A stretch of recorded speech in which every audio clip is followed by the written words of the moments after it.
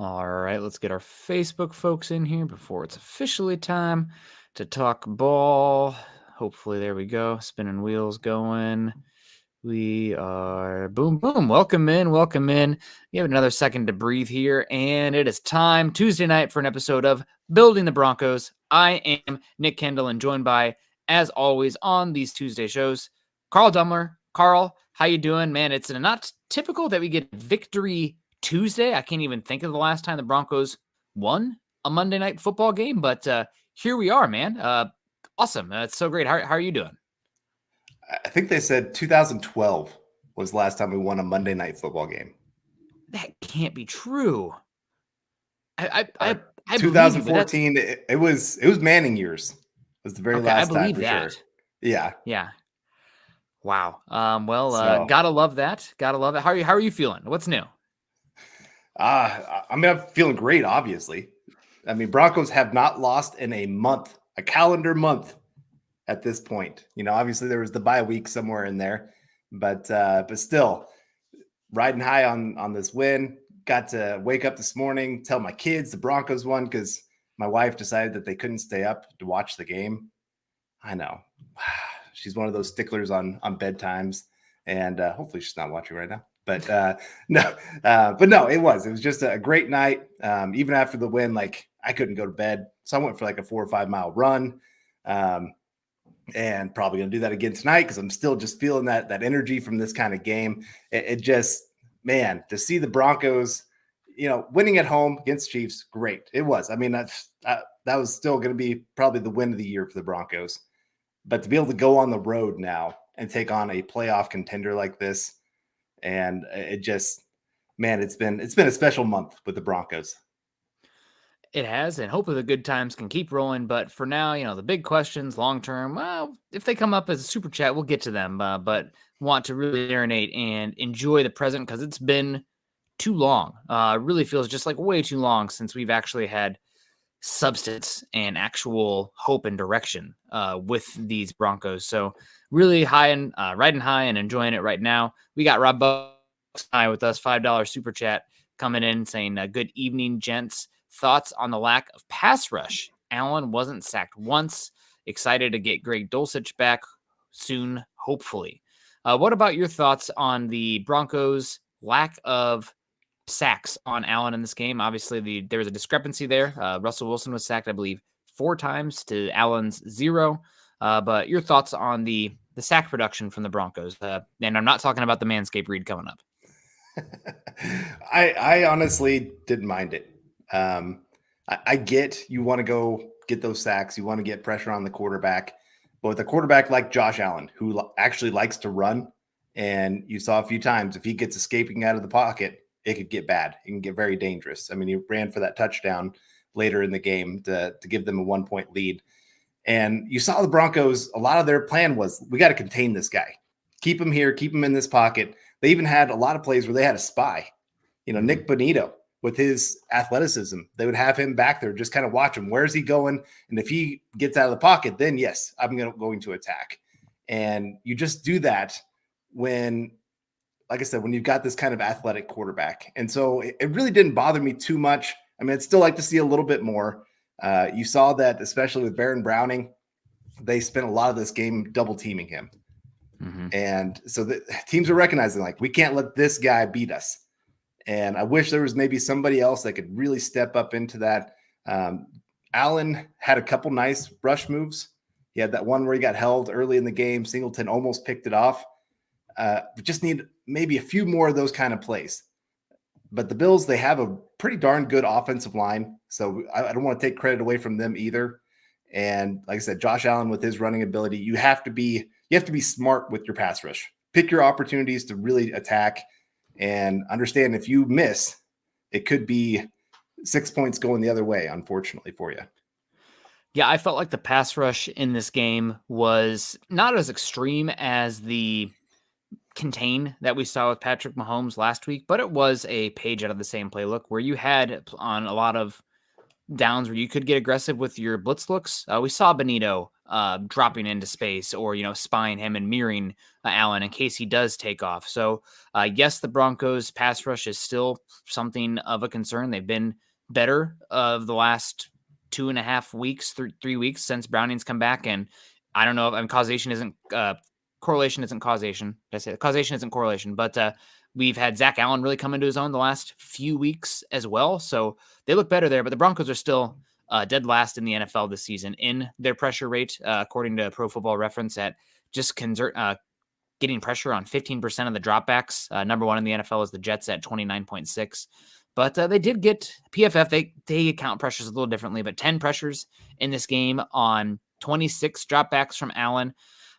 It's just hard to say. I mean, I would like them to be a little bit better there, but sack production to me isn't the same as getting pressure on the quarterback. And there was pressure on the quarterback. I mean, the 4th and 1, or what was it, 4th and 2 that we saw where Josh Allen busted out as a play, like right before that, Zach Allen batted a ball down and he had pressure the play before that and then chased him and forced an errant throw because of the heat on him from the pass rushers. So yes, would like to get a little bit more sacks here.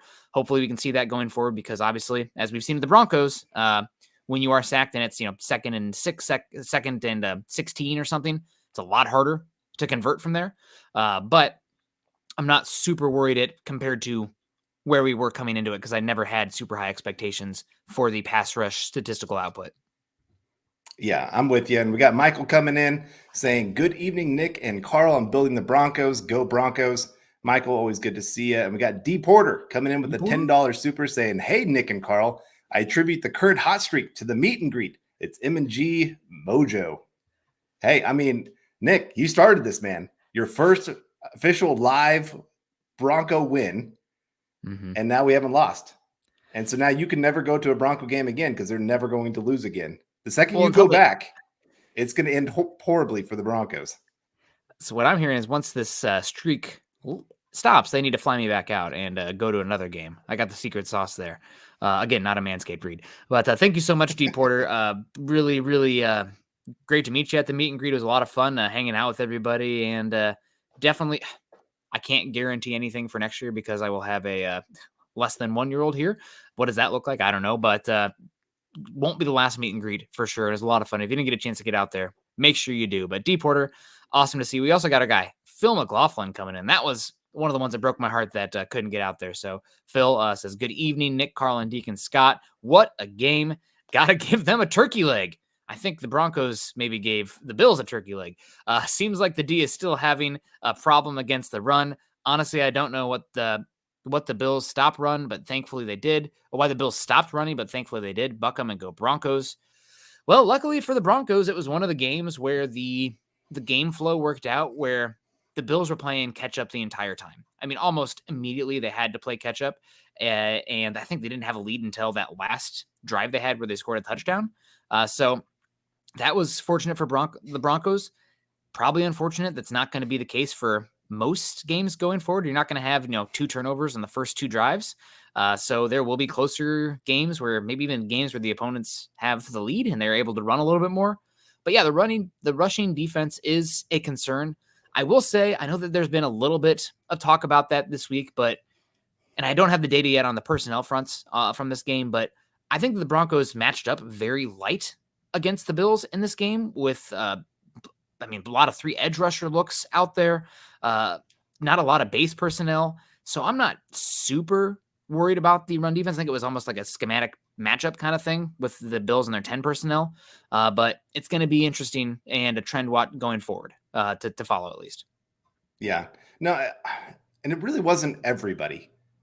There's just a few players that really made some dumb decisions in this game. Nick Bonito, I hate to call him out too much, but there's a lot of times where he is, because he understands he's not a guy that can anchor well. Mm-hmm.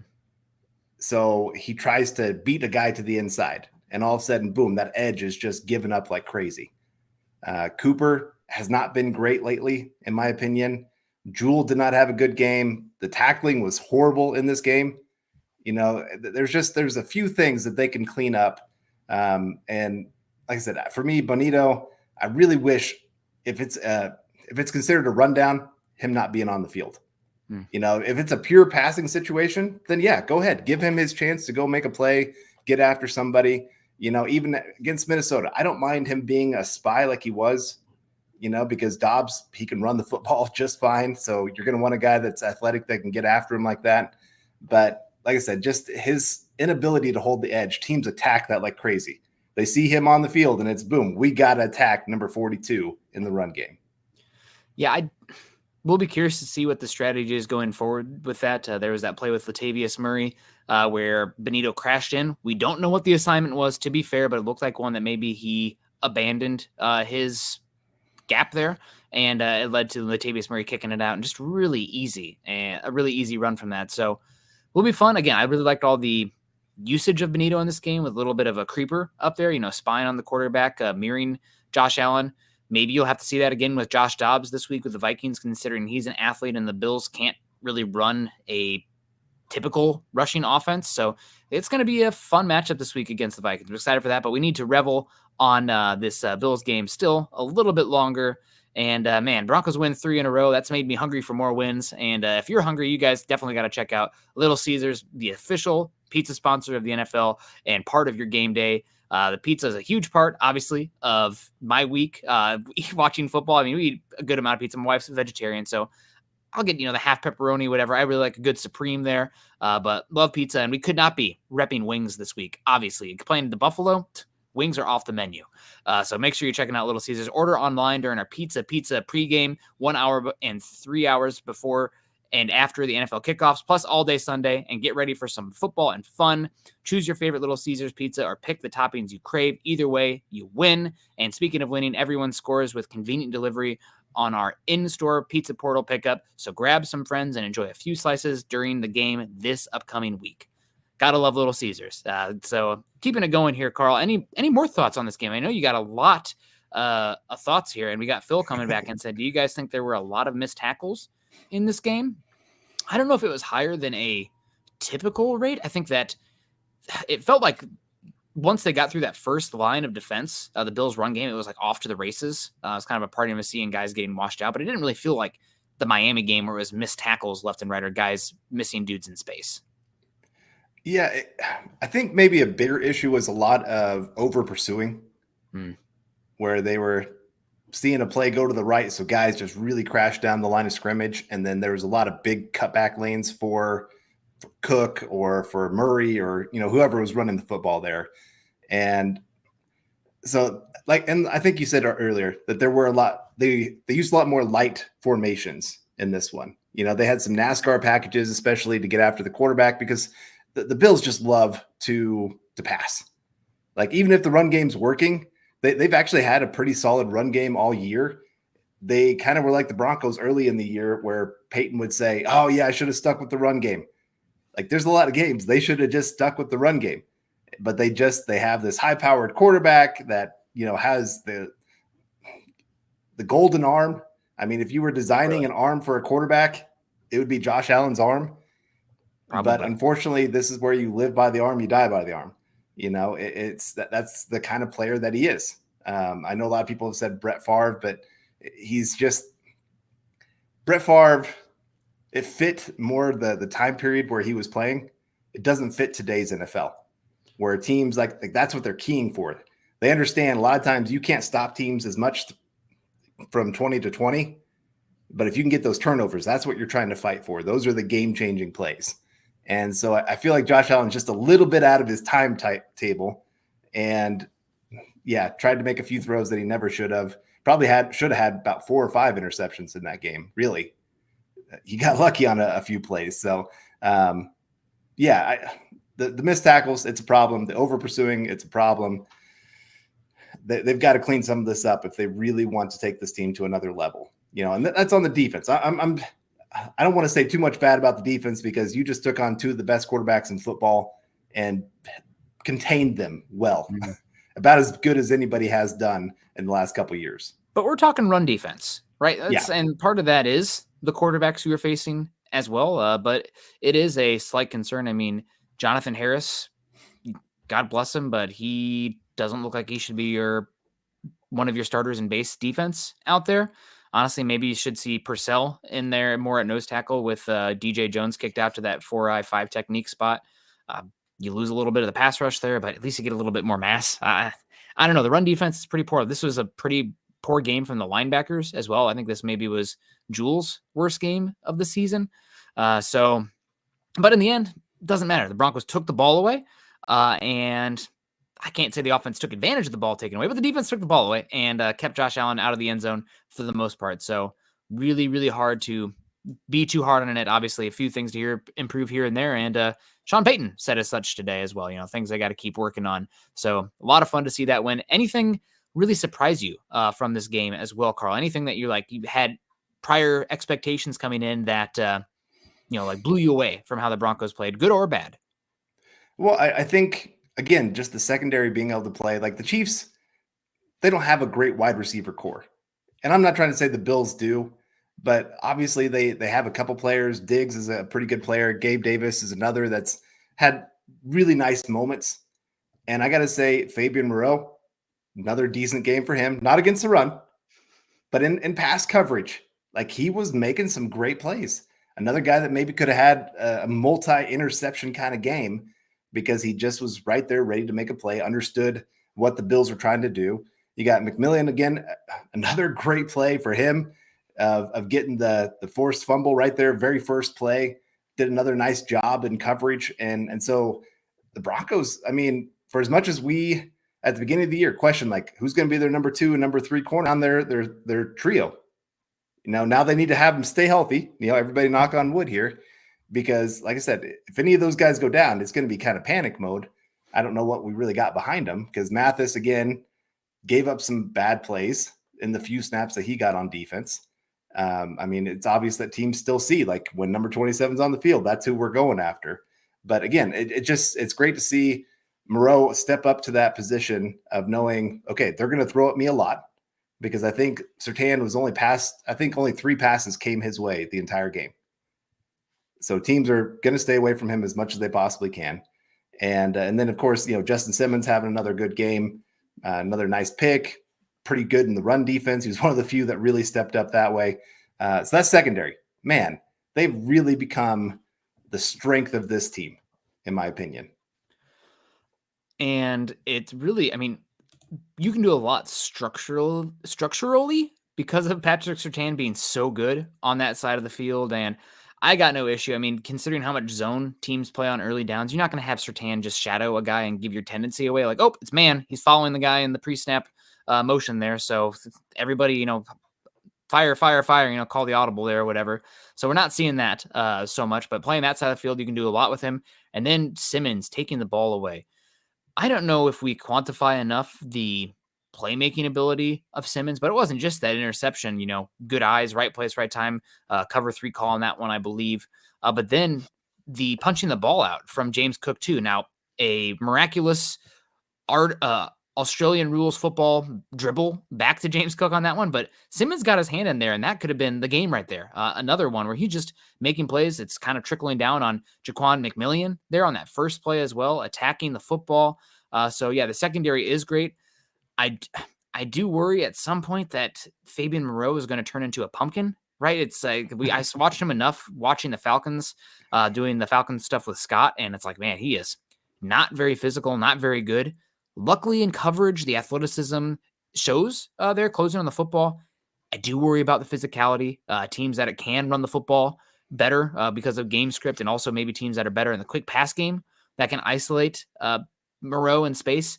That might be a problem at some point, but it has not reared its head totally just yet. Now, the run game stuff, not great yesterday from Moreau, but there's plenty of guys. It wasn't just Moreau who you don't have, what the Bills run, 200 yards, James Cook over 100 on 12 carries. That doesn't happen unless multiple guys are making mistakes out there. Yeah, no, I'm with you. But like I said, I just very impressed with this defense. Once again, showing up big time, making the right plays when they needed to have them. Obviously got a little nervous there at the end of the game that the offense hadn't done enough with everything the defense had given them. But offense finally showed up there at the end. And I got to give credit for the offense. Mm-hmm. The few times that, end of halves, the end of the first half, being able to get in position, go make that field goal. Then obviously at the end of the game, being able to make that final drive, make those kind of plays. Russell Wilson going from getting sacked on the all-out blitz to understanding like this is what they're doing at me again, which for the Bills, I don't know why you do that play twice in a row. That doesn't make a whole lot of sense. To me, that's one of those where you go from all-out blitz to then only send 3 kind of thing. Because you already Wilson, won. Yeah, you already won, right? Yeah, but anyway, obviously hindsight's 2020. But great job for Russell Wilson to really close out that game. And we got Mike coming in with a $10 super saying, "Good evening, Nick, Carl, and Scott.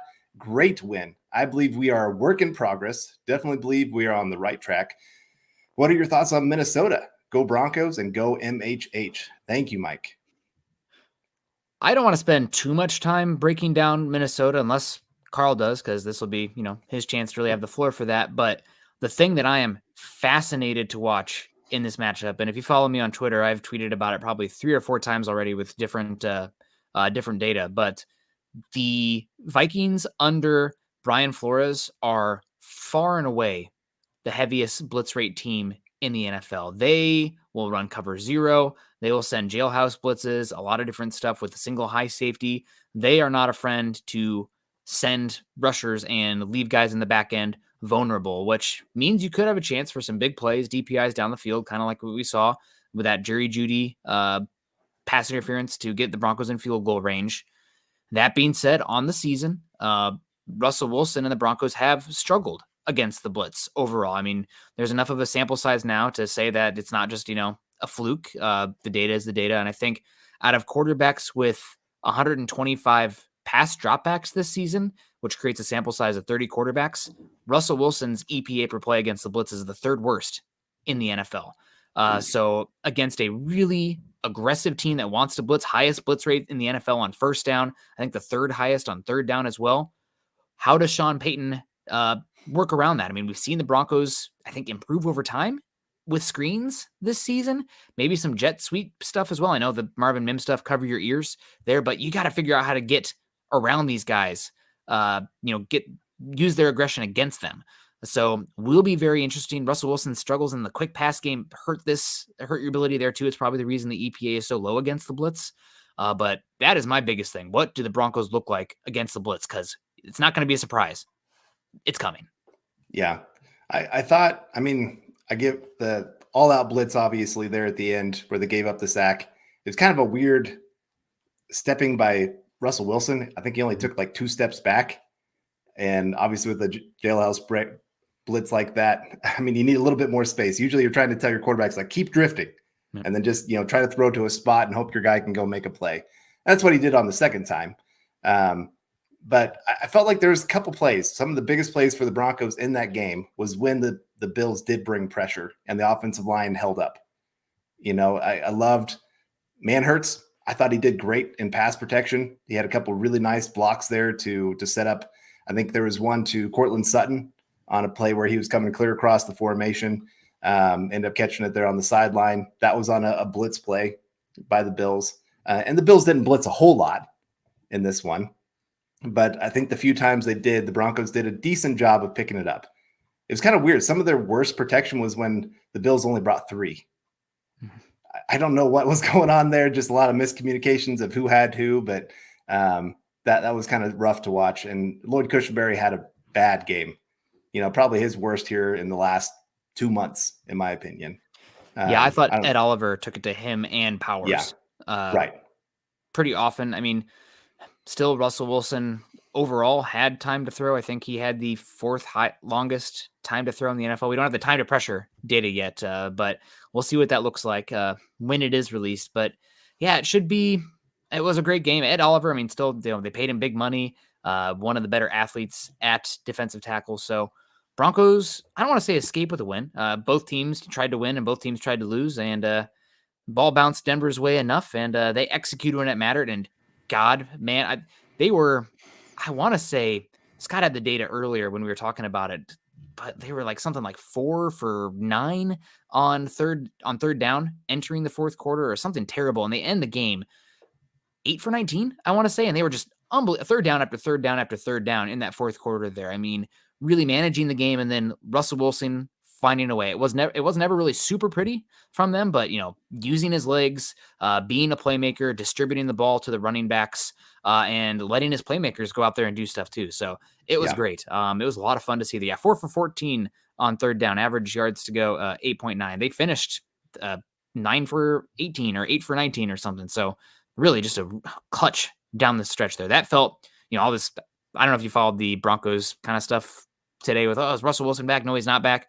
Maybe he is back to an extent because who he actually was in Seattle compared to where the league trends are at now. But that looked like vintage Russ, and that was great to see. And we got Miguel talking about a vintage one in here, always coming in supporting the show. Miguel Santa-Steven saying, "Sup, fellas? How do our defensive backs stack up against the Vikings? Any news on Locke? I'm not sure if you guys are already turning the page. I can't believe this. No, it's okay, Miguel. I don't know if he means defensive back versus a defensive back here, or the Vikings defensive backs versus, or how do our defensive backs stack up against the Vikings? I do worry about whoever. Surtain's going to shut down one side of the field. What are the games that are happening on the other side of the field? I don't think you're going to see Josh Dobbs turn the ball over left and right. And you got Jordan Addison, who's been one of the top 3 rookie wide receivers this season. I would put Puka Nacua first, but he's been awesome. And then TJ Hawkinson has been like killing it out there for them this year. He's been one of the top 5 most prolific tight ends in football, I believe. So they got options in the pass game. Broncos defensive backs, we know what Simmons will do. We know what Surtain will do. Can McMillian keep up the level of play we've seen so far? What does Kareem Jackson look like with these back? Does Moreau turn into a pumpkin? Great questions. It's going to be a very intriguing matchup. Yeah, I think some of it depends. Is Justin Jefferson back for this one? I think he will be. And then again, what is he? Is he going to be 90%, 80%? What is he going to be? Locke, we don't know on his injury quite yet. He was in a boot. He seemed optimistic, but players are always more optimistic than medical staff on a lot of things. And, everybody's riding high after the win. So, of course, he's going to be talking well of his chance to come back. Now, the Broncos do get Kareem Jackson back this week. And I went back and forth with somebody on Twitter on this, and they were like, we should keep DTY out there because Kareem sucks. And, Kareem has not been great, but DTY has been terrible, like bottom 3 safety in football, in my opinion. So I would definitely not go in that direction if the Broncos can avoid it.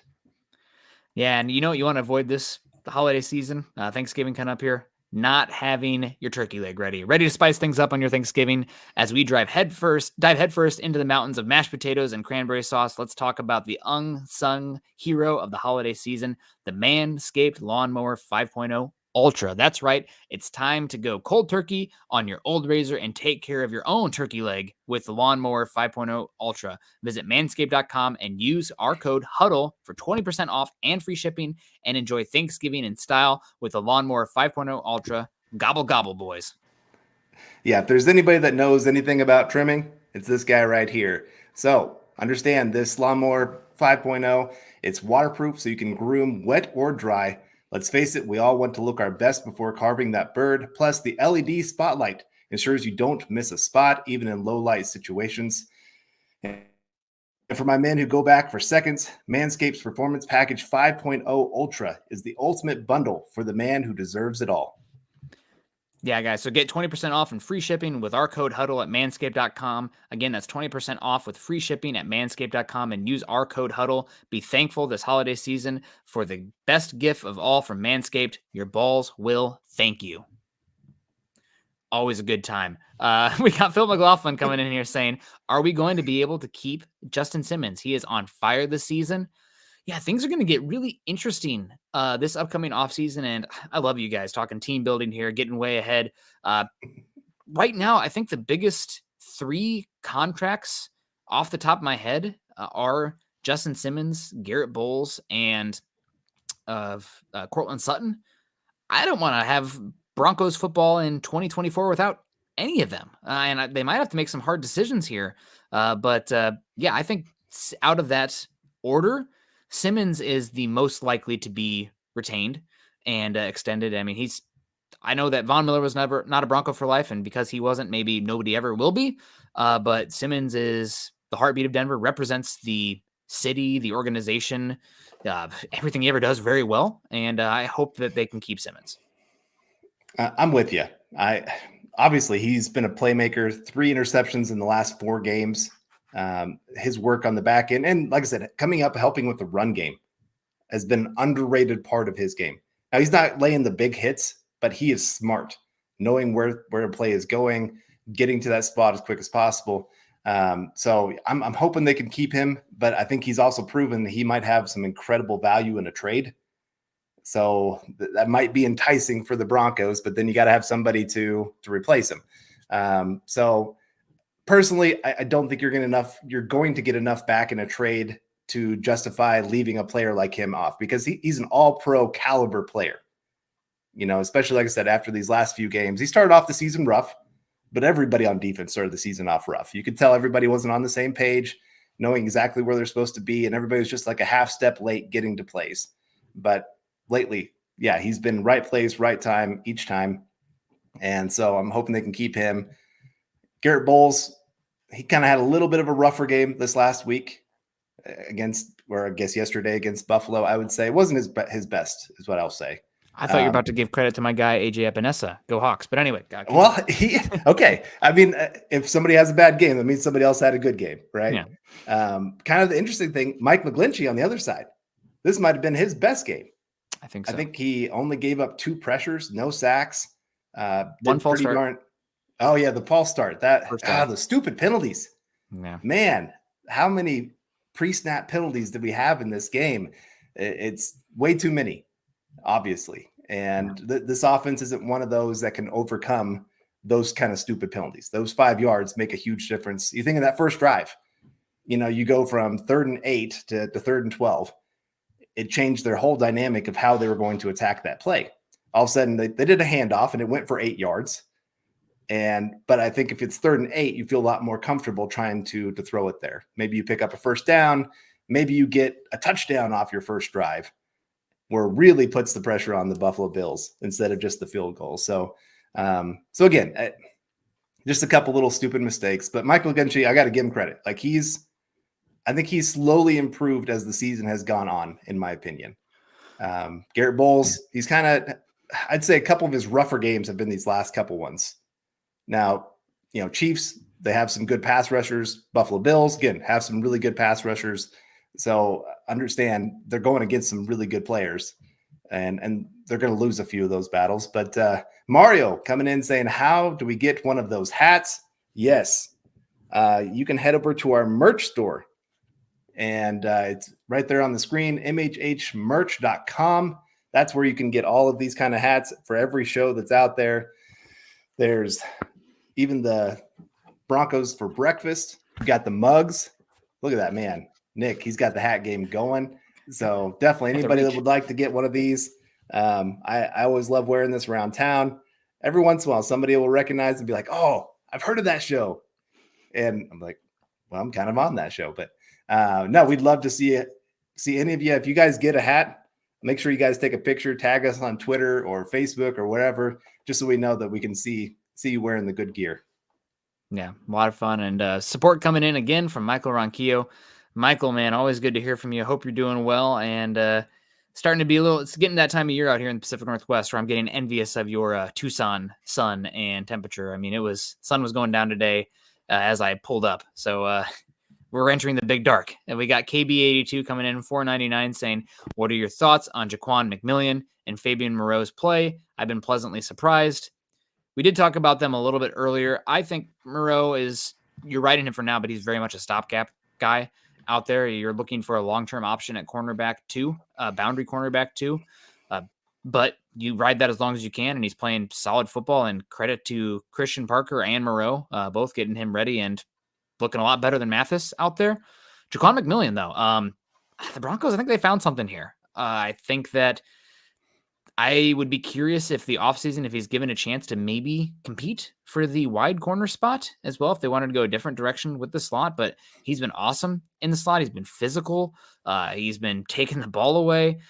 What a night and day difference compared to the, bless him, but like Asang Bassi out there playing the slot earlier. I mean, just did not have the physicality that you have to if you're going to bang in the slot. You're not playing against the Wes Welkers or the Julian Edelmans anymore in the slot. You're playing a lot of more of the physical flex tight end types. So McMillian's been awesome. I'm curious to see if he can keep it going. And Broncos right now look like they have 3 building blocks in the secondary out of 5. So that's a good spot to be. Well, yeah, I mean, it's nice. Obviously, at the beginning of the season, we had 2 with Justin Simmons and Patrick Surtain. So having a for sure number 3 added to that list is huge. And a young guy. I mean, you've got him locked up on a very cheap price for at least a couple more years. Sets up well for the Broncos. And, I know getting way ahead of ourselves of course, but right now the Broncos are set up to pick up number 13 in the draft.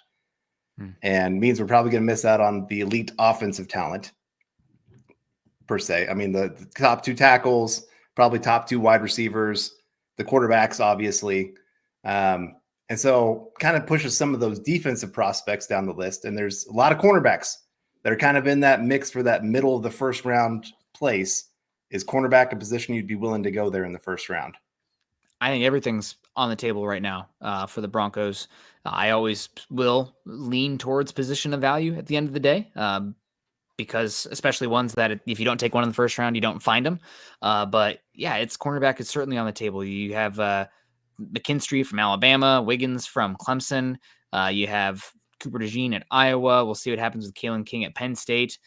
Georgia has a linebacker or a cornerback as well that we should keep an ear out for. So yeah, it's certainly a possibility. Edge, defensive tackle, cornerback. We'll see. We have a lot of time left, and I still think you have a chance at some good offensive player. This is an offensive heavy draft.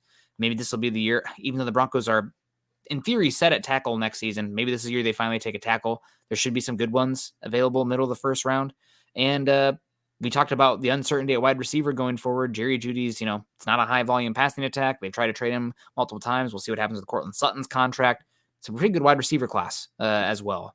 I've seen people who are better at wide receiver than I am, and that would be you as well, Carl. But I've seen people say that this is probably the best, top 10, top 15 wide receivers that we've seen maybe ever, the talent at the top. And that's obviously hyperbole from those folks. We'll see how it plays out, but the talent is unbelievable for wide receiver in this class. So we'll see. Mike Edel coming in says $10. Thank you. It says, I think the Broncos are going to keep our top players. This is not going to be a rebuild. Our ownership has deep pockets. I live in Minnesota and they're really talking some smack. Well, Mike, one thing we talked about the blitz earlier with Minnesota, one thing the Broncos will have going with them. And if you guys are in the stands for this one, I beg you to educate a fan near you, although there'll probably be a lot of purple in the stands because a lot of transplant Midwesterners in Denver. But make sure it's quiet when the offense is on the field because they're going to need to be able to communicate. I think the Broncos are probably going to try to hurry up to the line, try to see what the Vikings are showing before the snap, and get into a better look, which means they need to be able to hear each other in the huddle and then hear each other when they're at the line of scrimmage. So hopefully Broncos fans, like when Peyton was out there, he would be visibly pissed if the fans were loud in the stands when they were home in on offense. Don't do that. Don't make Manning mad. Don't make the ghost of Peyton Manning angry at you. Make sure the fans are quiet when the offense is on the field. Yeah, I'm with you there. And you're right. Ownership does have deep pockets. Now, you still have to be careful with that because with the hard cap in the NFL, they can push money down the road. That just means further years there's going to be some issues. And eventually at some point, you have to pay that bill. Mm-hmm. Now, yeah, a lot of these players, they can restructure these deals and get under the cap. Broncos have a lot of contracts that are set up well right now to be able to do a lot of that. So they could run it back with this team if they feel like this is, everybody's coming together. They just need another year together. They can definitely do that. It's not going to be a problem. You just got to decide how much do we want to hamper future years and the contracts that we can bring in. Yeah, it's a good call. Another interesting, again, don't want to get too far ahead with the Minnesota stuff here, but the defenses of the Broncos and the Vikings, number 1 and number 2 in the NFL in yardage given up from penalties by the defense. And Minnesota, given their aggression with pass rush, means you leave a lot of guys on islands. You know what's better than giving up an 80-yard touchdown? 20-yard or 10-yard holding penalty or 20-yard pass interference. So we'll see what it looks like, but that's a team that's making a lot of penalties on the back end from the Vikings. Troy Boer coming in $9.99 says, hey guys, can't watch now, but will later. What impact with Hicks absence have on the game. Have a great show. Hicks. Who's Hicks that we're talking about here? There must be a Vikings Hicks that's not standing out to me. I'm blanking on that as well here. So Okay. Troy, if you're still around, let us know which Hicks you're talking about. I'm not okay. quite 100% sure. Jordan Hicks, Vikings. Oh, yeah. Okay, yeah, he has not really stood out this season, but it should be an issue for them all the same, just because of the physicality the Broncos are going to be bringing in this game with the matchups up front. Hicks is much better in coverage than he is as a run defender, but it's something that, if you're causing, especially a team that's blitzing a lot, if you're causing any of their front players or back seven players to be out, it causes some issues. So maybe you see something in terms of with Hicks's athleticism. Maybe you see the Broncos take advantage of it with a play action. They're pounding the rock and then, too aggressive coming down, or especially the screen game. That's one where we've seen a little bit more athletic flashes from the offensive line. We know that we like to be heavy in the personnel. Maybe that's one where Hicks out, you can actually really bust one open in the screen game. So it could be a big one. Yeah, I'm with you there. Like I said, McLaughlin, one of those players that could really take one to the house if somebody misses a tackle or if they get too aggressive. This could be a really big game for him. I know these last couple games haven't been much for him. It's not quite the explosion that we saw those first few games of the year, but this could be his coming back out party for the Broncos. And so definitely be looking for that. Sean Payton loves the screen game, probably more than I'd like him to, but he's also one of those guys that seems to have decent success with it. Better than a lot of the other ones that the Broncos have had. I'm trying to think of some like the tight end screens that they would do in the past that I'm like, oh my gosh, why are you doing that to an unathletic tight end? This is so stupid. He's not that guy. Like, he's getting it into his playmakers' hands. And he tried a couple times this last one. You saw the one where with Mims, I think it was Mims, and a blitzer came through and Wilson tried to throw it around him. It just didn't work out well. So you still see like he's trying to get some speed, get a big play through the screen game if he possibly can. And this is definitely one of those games. Like I said, it's going to be kind of a feast or famine. And that's the way Flores wants to play. Like, he's willing to give up the big play if it means the big play the other way too. Yeah, without a doubt. And again, with Hicks being out, the Broncos, we saw it in this game, but the data backs it up too. They love to utilize the running backs in the pass game. Now, it's not the quick pass game, so to speak. It's more if the shots aren't there, Russell Wilson will get to the dump off or, create and then see that flick to get it to a better athlete in space. But on the season, I believe this is not including last night's data just yet, but Broncos have targeted the running back position out of the pass game 24% of the time, which is the pretty far and away the highest in the league out of any quarterback with at least 150 dropbacks. I mean, you're talking about the guys around him are like Garoppolo, Carr, Zach Wilson, which maybe not great company, but kind of the style that the Broncos are running right now. And Sean Payton has liked to use the running backs in the past too. And it's working for now with the Broncos. So again, the blitz heavy team, linebacker being out, maybe this is one where, P. Ryan continues to be maybe becomes a little bit less of an unheralded contributor for the Broncos. Yeah, I'm with you there. And I saw somebody had talked about the substance on the back of Riley Dixon's hand. That was invisible Band-Aid. He'd gotten a turf burn on his hand. And so they were using that. I know people are talking about the tar. That does not work well for the kicking game. Like, if that ball is stuck in your hands, you can't place it down, that's a problem. So it'd be actually counterproductive to have him use that stuff that everybody was trying to pin it as. No, that was just that invisible Band-Aid stuff that they put it on that burn, keep it covered up. No story there. Yeah, that was I thought that was pretty ridiculous too, right? Have you had pine tar on there and you caught the ball and tried to rotate it and get it down there? That seems like it would be very detrimental to what you need to do as a punter. So that didn't make any sense to me. And when I first saw it, I didn't even think it was a Band-Aid. I thought it was just straight up turf burn from the football field, which If you had that before, that's no fun. We got Patrick coming in here saying, aloha, gents. Finally can sit back and proudly enjoy some coffee during these early games. Yeah, relevance. Broncos are relevant. Loved it today. We kind of knew it was coming from the general media, but it was like, okay, what's wrong with the Bills? Firing Ken Dorsey, which still shocks me. Josh Allen, what's wrong with him? The Bills, super disappointing. But wait. We need to give the Broncos some credit too. Winners of 3 in a row. Sean Payton looks like he's maybe turned things around here. The Broncos are worth monitoring down the stretch. You know what that's called? Relevance. We're relevant. We're not a laughing stock anymore. The Broncos could win every single one of their games down the stretch. They will have a chance to win every single game down the stretch. Winning every one is improbable, but should be a lot of fun down the stretch here, and hopefully a little bit better on the special teams side of things. And I did want to talk real quick about special teams as well in this one. Carl, your thoughts on it in general, the dichotomy, or not the dichotomy, but just how bad the kicking game was in comparison to the returning and coverage units, right? Like the specialist stunk. The special teams guys did well, if that makes sense.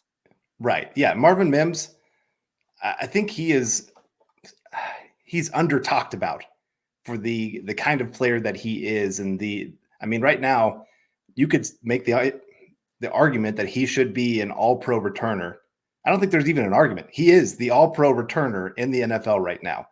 So as a punt returner, he is like 0.5 yards off from the record in football, like for all time for a season in return yardage. He's at like 20.5 and the record is 21 yards per return. And that happened back in 1957. Like the top 5 guys are all people from like 73 or earlier in football history. Teams just coverage units got a lot better over time. And so for him to be having that kind of season, that we could be talking that it's a top 5 returner of all time kind of season, that's huge. And like I said, it's just not being talked about enough. And I get it. Like the rest of the team hasn't been great most of the year. And I think if they keep winning and more people get eyes on this kid, more people are going to be like, what in the world? Like this guy's special, as a kick returner. He's number 1 in the NFL as a kick returner as well. So he's number 1 in both areas. It's just crazy to see what he can do once the football's in his hands. Just got to get the football in his hands. They've been trying though too, right, Carl? Yeah. Like they've with the manufactured touches, it's just that he is explosive in space, the head of steam, but I don't know about the start stop and the ability to break tackles, if that makes sense. Like it's a different skill set. They're trying their damnedest. Sean Payton talked about it last week in the press conference, trying to get him utilized, and just haven't seen it so far. So we'll be curious. The big plays, if you have them, they're backbreakers, and the Broncos had, I think, only 3 passes that traveled 10 yards beyond the line of scrimmage in this game against the Bills. So there's not a lot of shots there vertically to be had. Maybe coming back to Mike McGlinchey having one of his best games. We definitely need to figure out ways to get more explosives in the pass game. And that probably involves getting Mims more utilized. And hopefully we'll see. There's going to be chances for explosive this week against the Vikings. Colin had one in here. I didn't want to spend too much time being a football nerd, but did want to answer this. And I want to give credit to Bill Belichick for this as well. I don't know. He had a press conference this offseason, and Bill Belichick he's really turned into an old head. Somebody asked him a question about special teams, and he went on like a 10, 12-minute monologue about it, and it just took up the rest of the press conference, which God bless him. But talked about why aren't backup quarterbacks no longer holders? That way you always have the possibility of a fake. The reason you don't see many backup quarterbacks being holders anymore is that you would rather have the kicker getting reps on the side of the field when a game's going on and the quarterback's actually throwing the football. If you're taking a quarterback out of the offensive practice and working on the kicking stuff, that means that he's not getting the quarterback reps, and probably odds are he's not getting enough reps to be a good enough holder as well. So everything's become super specialized in that sense. You see the same thing with long snappers as well. Why don't we have tight ends or centers being long snappers anymore? Well, the specialists are off working with a special teams coach and each other when other things are going on. So there's just not enough time reps to split everybody to do all of that, especially when the margins are so small. So typically you see punter be the holder. It's part of the skill set now, and the long snapper being its own position entirely. And then we got Phil McLaughlin coming back in saying, what is the PFF grade for Vikings D against the run? Right now, the Vikings are 15th in the NFL with a 65.7. So this is a team you can run against, but I think you're going to see a lot of teams really selling out against the run, against the Broncos, and pretty much just daring them, like, please pass the ball. Like we're going to line 8 guys here in the box as many times as we possibly can and just see if your quarterback can beat him over the top. And so, I mean, this is where you're going to have a couple of those explosive plays. You're going to have some guys with some one-on-one opportunities, and they have to take advantage of it. You know, this is going to be make or break for Jerry Jeudy. This is a big opportunity for him to really prove that he can still be a great playmaker here in the NFL. Cortland Sutton, we've seen he makes plays, but he needs to show a little bit more between the 20s, what he can bring to the table. And Mims, I mean, again, that's another one. Couple big plays, maybe it backs that defense off a little bit. Yeah, you got to hit them over the top if they're going to be aggressive like that. The Vikings are weird with their rush defense stuff because they are 7th in the NFL in rush defense EPA, up there with, I mean, pretty close to the Browns and the Patriots as well, Ravens, Jets. I mean, they're in that group with them, but their rush success rate is actually pretty poor. I think they're 20th in the NFL at that. So what does that mean? The Vikings are pretty good down to down at stopping the run, but they seem because their EPA, or excuse me, they're worse down to down, but they're not giving up as many explosives or scores with the EPA being so much higher for them, positive for them than the success rate. So we'll see what happens with this game. But the Vikings, middle of the pack to maybe bumping up a little bit better in that. Mike Edel coming in, $5 super chat, says, how much did the wind play into the kicking game in Buffalo? I just seem to remember a lot of teams having trouble kicking there. It didn't look like it was like crazy, Lake Erie snow effect stuff going on there, but they mentioned, I think in the broadcast, some swirling wind stuff going on there. So I'm sure it played a little bit of an impact, but I think the hold was more of an issue on the first 2 misses at least. Yeah. Or the first miss, second one botch snap. Right. Yeah. And I'm not going to be too hard. I know a lot of people are like, cut Will Lutz. No, I mean, he missed an extra point. And yes, he got lucky on that last field goal, but it was a rush thing. For the most part, he has been a very, very solid kicker for the Broncos. And people kind of forget he did make a couple field goals in that game as well that were very nice. I think he made the 49-yarder into that swirling wind. That was a huge, huge play for the Broncos right there at the end of the half to get those kind of points. And so, yeah, the hold, I think, was a little bit more of a problem than anything else. Obviously, Riley Dixon didn't have a great game punting.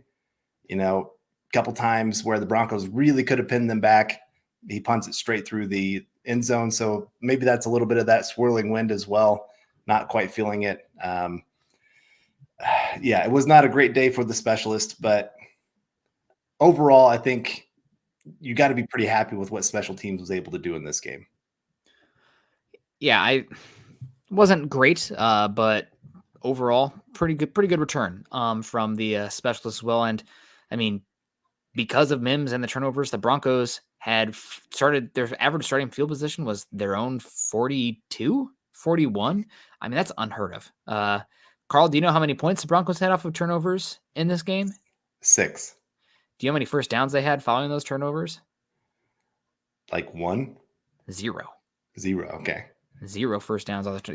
Got to be a little bit better off the opportunities the defense are going to give it to you. That's for sure. So, Carl, we've been at it for about an hour now. Any final thoughts before we want to get out of here? We do have time for some stock up, stock down if you wanted, but we could also, cover the Bills a little bit more. Yeah, I fall asleep.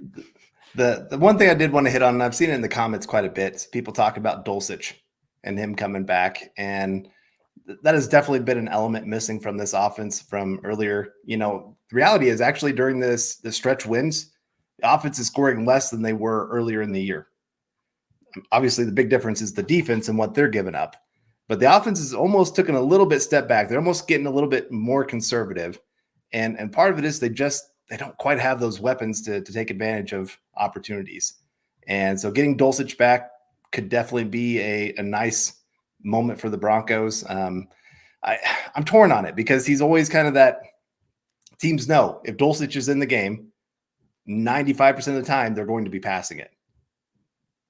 Yeah. And because he's not great against, or not great run blocking. And that's just a problem for sure. But yeah, he'd still be a nice piece to have back, even if you're only getting 15, 20 snaps from him in its obvious passing situations. He's at least another weapon that you can take advantage of if he's back 100%. We'll have to see on that. And then I'm still a little bit interested in this Kroll tight end. Mm-hmm. I watched him down there with New Orleans, and in the preseason, he had some really nice plays. There's a lot of times he was wide open. He's got a little bit of athleticism. He's got some size to him. And we've seen with Russell Wilson, he likes those bigger guys that can go up there and make a play for him every once in a while. And there's times he was open in this game. Mm-hmm. Like I tried to key in on him every once in a while, and Wilson just missed him. There's one play down the sideline, I think, wide open, nobody even near him. And Wilson just didn't see him at all, didn't look his way. So I'm hoping they go back and watch that film and say, hey, we got to come back to this, because this could be a big play for the offense that nobody's expecting. Because right now, nobody respects the tight ends of the Broncos at all. And with good reason. I mean, they kind of respect them banging in the trenches, but in the pass game, you're 100% right. And Broncos got to figure out a way to be a little bit more explosive out of their 12 personnel. Right now, they're running the ball well out of their heavy set and with two tight ends on the field, but haven't seen many explosives in the pass game out of that formation. And maybe Lucas Kroll can bring something to the table there. I really did enjoy watching him at Pitt, teaming up a lot. He was on the team, former teammates here with Jordan Addison via Pitt, and also one of the better pass catching weapons from Kenny Pickett when they were at Pitt together. So Kroll has some talent there. We'll see. I'll be curious to see what the Broncos try to do here versus the Vikings. We saw in this last game against the Bills. Carl, would you expect to have more 11 personnel or multi-tight end sets out of this last game?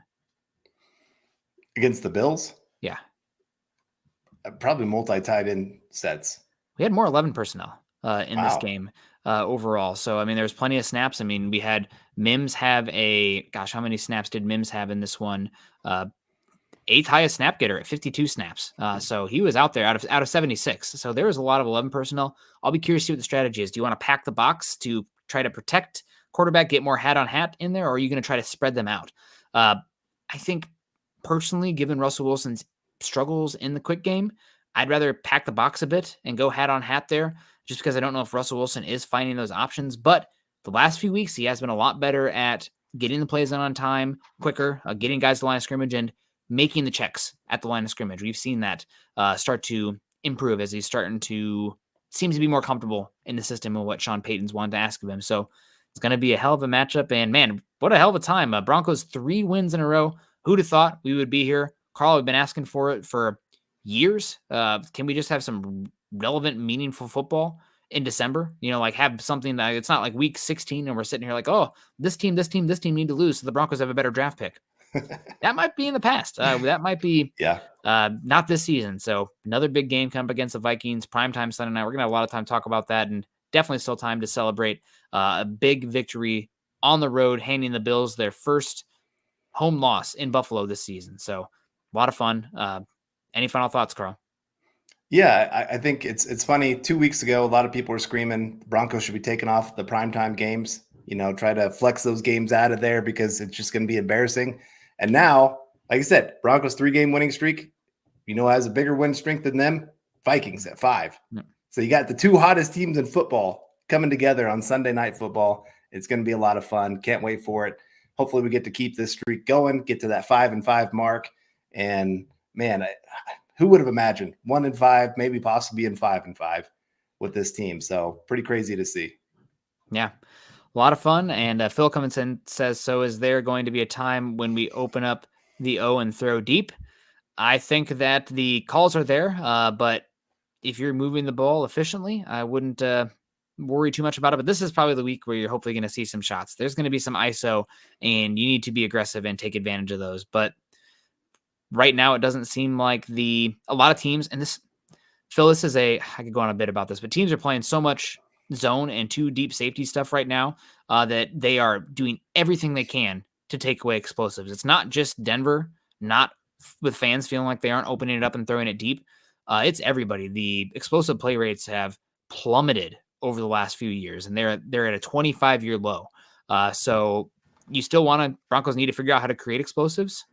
They had, I think, only 2 or 3 in this last game, but it's something that every fan base is like, man, we don't have the explosives like we used to. Follow the Bills right now. They're like, oh my God, we're not hitting these big touchdowns like we used to anymore. Nobody really is. So definitely something to monitor, and hopefully the Broncos can figure out going forward. All right. Yeah.